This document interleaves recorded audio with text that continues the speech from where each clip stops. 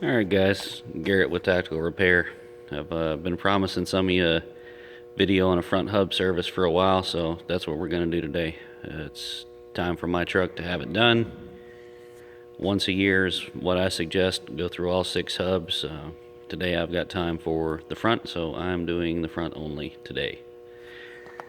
First thing is first. Your lug nuts are 1.5 inches. It goes for any 2.5 ton or 5 ton truck. LMTVs, they should be the same and all, but that's not what we're here to talk about. So if you look on the center of your studs, you'll see there's an L. It should be on all of them. These are left-hand thread on the driver's side. It's going to be the same on the rear. So to loosen it, you have to turn it clockwise. The other side is opposite. It's normal, left or right hand thread. So lefty loosey, righty tighty, but on this side, righty loosey, lefty tighty. Your axle flange bolts are 3/4, and you can use whatever tire tool you want to take your lug nuts off. I use a old Ingersoll Rand 1-inch electric impact. It's quiet. I don't have to run my compressor for it, nor do I have to buy a bigger compressor to run it. For the axle flange bolts, regular 3/8 impact and a deep 3/4 inch socket. You can use a wrench or a ratchet and socket if you want. It all depends on what you have available to you. The spindle nuts are an 8.3 inch socket. I got mine from Napa. I think it was like $36, and you're not going to break that socket. So, socket is a 3/4 inch drive. You don't need a huge pull bar for it, just a 2.5 foot pull bar. More than enough. You put too much torque on it, you'll break off the lock tab, locating tab. Pair of channel locks is good to have, and I'll show you why in a little while. An old flat tip screwdriver you don't mind beating up, a brass dowel rod, hammer. It doesn't have to be as big as this, but just what I've got. So, and a pry bar. You won't need it immediately, but it's very useful for putting the tire back on. That's all you need for a front hub service as far as tools go. It's a really simple, straightforward job. And I think what I'm going to do now is I'm going to go ahead and pull this tire off. I'm here by myself, so I can't hold the camera and work the impact and pull the tire off. So I'm going to pause this video. Probably going to pull the tire and rim and my locking hub off of there. So give me a couple minutes, I'll be right back with you. Alright, so this is what you should see when you pull your hub off. If it's been a long time, or if you've never gone through the hubs, or if the previous owner hasn't ever gone through the hubs, it's probably going to be pretty nasty. But as you can see, that grease is still pretty nice and red. It should be packed full in here. You see in the hub. If you've got the regular drive flanges, it's not that big a deal, but it is worth noting that the grease in here goes in through the axle shaft bore and helps lubricate the spindle, the inside bore of the spindle against the axle shaft. So obviously, first thing you want to do with this garbage is just scoop it all off best you can. Get it clean so you can see what you're working with. And I've got a pan down there to catch it. You can use a bucket or an old box or whatever if you want to throw it in the trash or whatnot. I use it to start fires when I've got underbrush that I've cut down to burn off, or collecting limbs for the season. Anyway, so now you can see your spindle nuts and your lock tab. We're going to clean it off a little more, just because, you know, I do this stuff, but I really prefer not to handle too much nastiness if I don't have to. And there's our gasket coming off. Now, most of your trucks aren't going to have this gasket because nobody ever bothers to replace them, even in the motor pools. But if you're careful with it, you can reuse it. It's just a paper gasket. You see, put a little grease on there to hold the gasket on when you're putting things back together, and you won't damage it. So we're going to continue to clean this crap off, and that's just about good enough. Wipe some of that shit off of there. Alright, now what you got is your lock tab, and I usually lock 2 tabs, even 3 if I can get them. I've only got 2 locked down this time. So that is where your big screwdriver comes in handy, and you want to be careful with this because if you damage that lock tab, you can't reuse it. So what you're going to do is you're going to put it down on the spindle nut at a pretty decent angle, and all you're going to do is smack the back of the screwdriver, or you can use a chisel, but generally they damage the tabs every time because the end of the screwdriver is a little more blunt. It doesn't. So what you want to do is you want to hit it and just lift that tab a little bit, and then you can get your brass drift behind it, or in front of it in this case, and straighten it out. So I'm going to straighten out these tabs, and then I'll be back with you. Obviously I need 2 hands to do that, so hang on just a second. Alright, I've got my tabs straightened up, and if you look carefully you'll see that you don't have to completely straighten them all the way up, just enough to get them off of the nut so it's not going to contact it when you try to loosen it up. The more you bend those tabs, the more metal fatigue they'll be, and they will end up breaking off. So keep that in mind. You don't have to completely bend it straight back or even backwards. You just need to get it off of the contact with the nut, and then make sure your socket will fit on. And yes, they're always a little bit loose like that, especially when you've used them a lot like mine. It stretches over time. So now what I'm going to do is I'm going to take that spindle nut off, and we'll go from there. The lock nut anyway. Alright, so I've backed my outer lock nut off, and I'm going to take it off. And if you look carefully, you can see there's flashing on the left side of this nut from the stamping process. That's the inner side of the nut that always goes back on into the hub, and both nuts are like that. It's a little wider, so it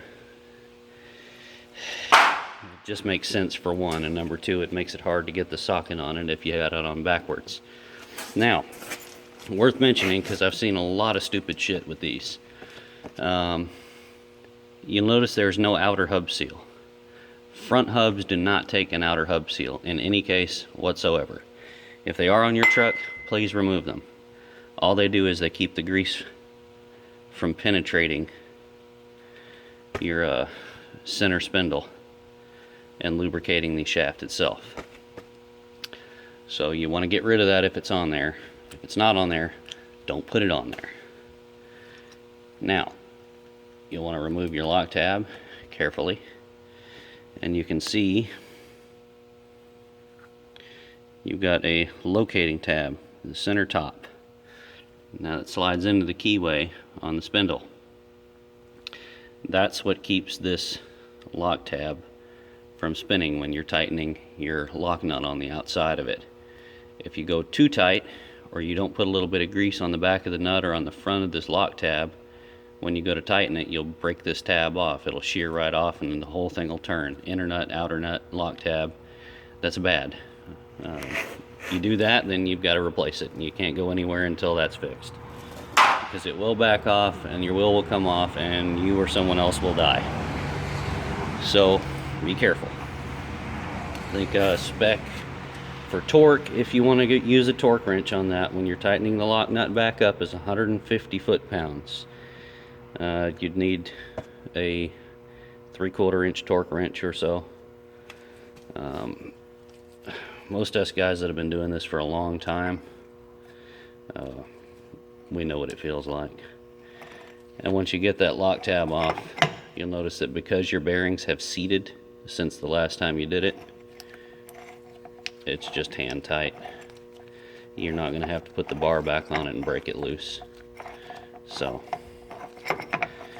spin that off of there.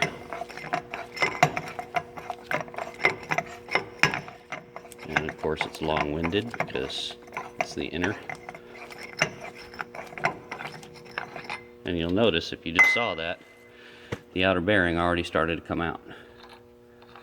That's good. Makes your life easier. And yes, I put all of my components, including both bearings, on a nice clean towel on a tray. That way I don't get any sand or anything on them, because sand is something I have an abundance of here. It really irritates the shit out of me, but there's not much I can do about it until I can afford to get concrete poured in the drive. And that's probably going to be a while. So, your outer bearing's already coming out. That's cool, but you're not going to be able to just grab it and pull it out. So, all you've got to do is jiggle your hub a little bit, and it pushes itself out. How convenient. Now, you see how there's still fresh grease? That's because Mr. Garrett packs the shit out of the inside of the hub, because Mr. Garrett knows that that's what you're supposed to do with these things. There are a lot of guys that say, oh, don't put any grease inside the hub because you don't need to and it's just a waste. Well, number one, it's not much, but it does circulate a little bit of grease from the hub cavity into the inner and the outer bearing when you're running down the road. Now, it shouldn't get hot enough to liquefy the grease so it circulates, but the friction of the grease meeting the other grease inside of the hub cavity pulls new grease in as it's pushing new grease out, or old grease out. So, and the other thing is that if you don't put grease inside the hub cavity, which I'll show you when I pull the hub off, you end up with air in there. That's a lot of airspace. And as you probably know, these hubs get hot when you drive them. And when you park the truck, they get cold. And then when you drive it again, they get hot. And when you park the truck, they get cold. And if you live anywhere else other than, I don't know, Arizona, Nevada maybe, and you have humidity, you end up with a lot of water inside that hub cavity. And what happens when you have water inside the hub cavity? It washes the grease out of the bearings. And with no grease in the bearings, you're losing a front wheel at a very inopportune time. So, now I've got to pull this hub off here so I can show you what I'm talking about. And since it weighs about 60 pounds or so, I'm going to need both hands. So, I will be right back with you in just a second. Alright guys, so check this out. I've got the hub off, the hub and drum. And this is what I was talking about. You want that cavity completely full of grease. And you notice it's been, a year, maybe a little more than a year. Probably a year and a half actually since I went through these bearings. I put 13,000 miles on it or so. And it still looks really nice. Even that bearing. Now you see what I was talking about? You've got black grease on the back of the bearing. You've got fresh red grease up front, because it does pull new grease in from the cavity into the bearing. And yes, because these are only a dust seal on the back, old grease does work its way out over time. You can see that, and quite a bit at that. So you don't want that getting on your brake shoes. So of course, when you take this all apart, you clean everything up, completely full of grease. If your hub cavity still looks nice and fresh like that, you don't need to take all that grease out and replace it. It's just a waste. If it's never been done, or it's been a very long time since it's done, if the grease is discolored or white from water contamination or anything, then yes, completely clean it out and replace all of it. Right now, I'm going to take all of this grease off the spindle and the surrounding area where it's squished out, and then I'm going to clean all my brake dust off, and I'm going to check my wheel cylinders for leakage. That's a step you never skip when you go through a hub on one of these, is to check your wheel cylinders for leakage, because believe me, it sucks when you do this job and 2 or 3 days later you end up with a wheel cylinder leak out of this because you didn't take the 2 minutes to check the wheel cylinder and see if it was leaking. So let me clean all this grease off and see if I can get that bearing to come off of there. Sometimes they stick. I remember when I replaced that bearing probably 3 years ago now, it was kind of a tight fit going on, which is good because you don't want the inner part of the bearing, the race, to spin on the spindle and weld itself to the spindle. So a tight fit is good. A loose fit is not. You don't want it to just fall on there. So give me a couple seconds and I'll be back with you again. Sorry there's so many pauses, but once again, I'm by myself, so thank you.